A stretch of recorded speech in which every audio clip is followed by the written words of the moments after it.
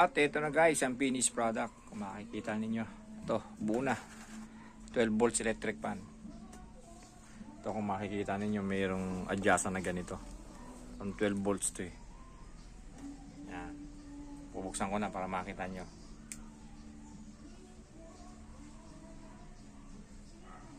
Yan. Mahina hanggang sa mayroong pinakamalakas.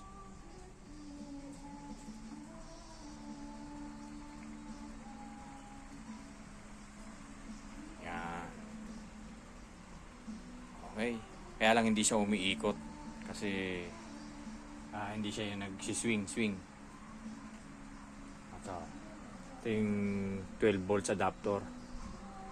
Gamit to sa mga blower na yung mantika di kalan. Yan. Hindi na siya 220. 12 volts na siya.